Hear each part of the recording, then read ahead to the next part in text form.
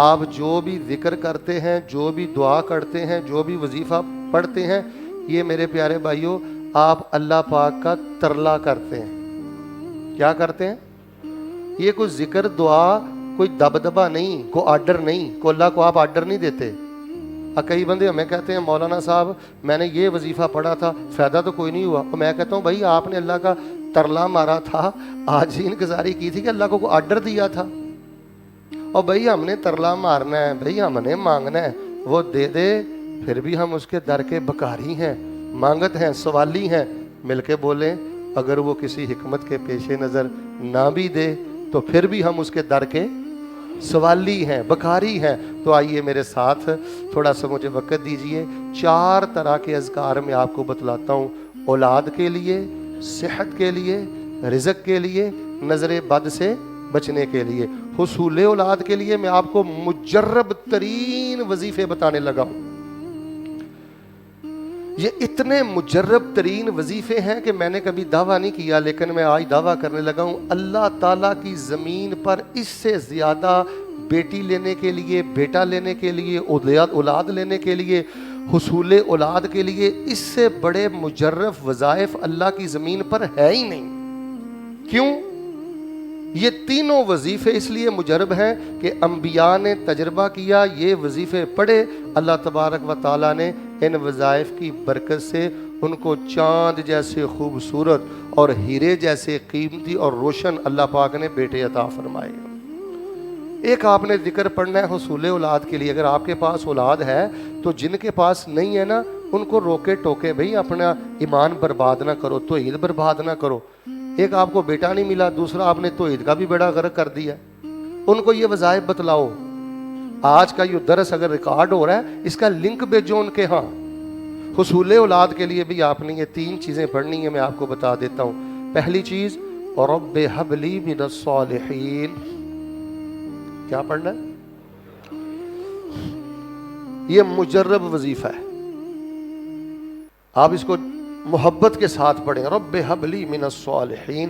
یہ آپ اپنی ہمشیرہ کو بتائیں، اپنے بھائی کو بتائیں، اپنے دوست کو بتائیں، اور اس کے ساتھ رب لا تذرنی فردا وانت خیر الوارثین۔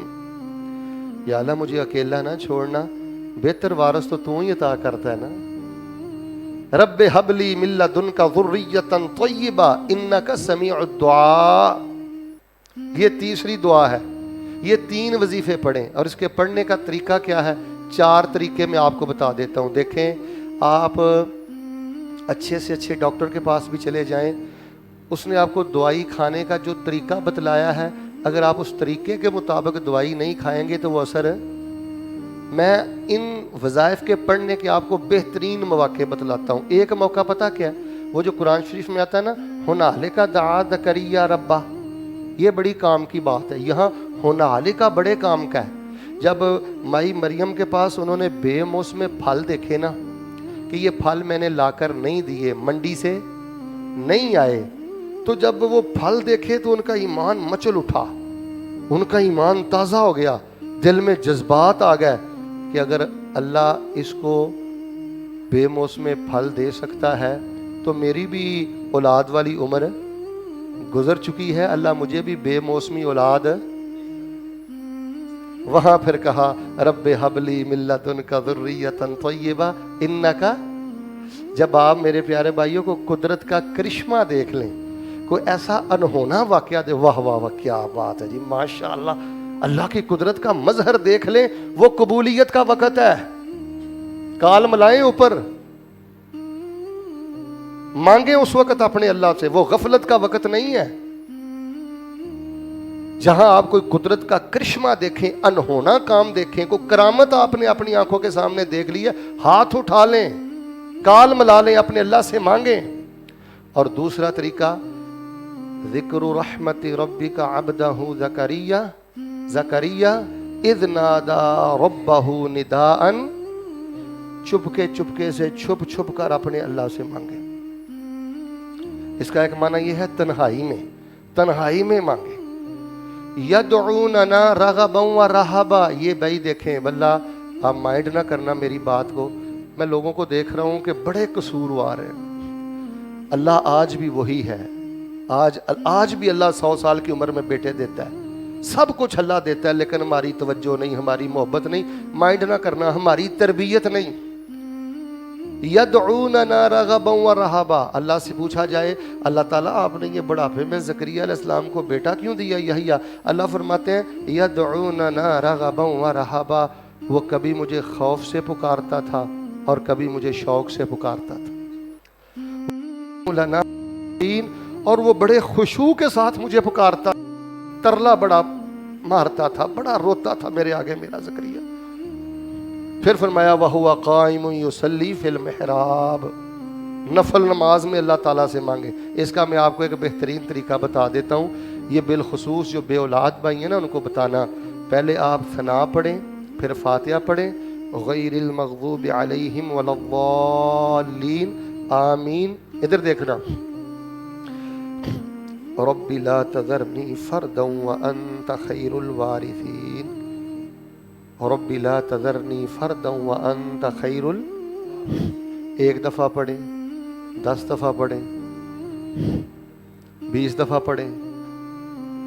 آپ نے کو آگ بجھانی ہے، جا کر نفلوں میں پڑھیں، بار بار پڑھیں، علی من الصالحین رب حب لی من لدنک ذریۃ طیبہ انک سمیع الدعاء، اللہ میں تجھ سے اس لیے مانگتا ہوں تیرے علاوہ میری دعائیں سنتا ہی کوئی نہیں ہے۔ تو یہ بھائی مجرب وظائف ہیں، یہ مجرب وظائف ہیں۔ میں نے پڑھنے کی بھی آپ کو طریقے بتلا دی ہیں، جب کبھی امام تازہ ہو، قدرت کا کرشمہ دیکھ لو، انہونا واقعہ کوئی دیکھ لو، اور کہیں کوئی کرامت دیکھ لو، اور آپ کا ایمان تازہ ہو جائے، وہ اللہ سے مانگنے کا وقت ہے۔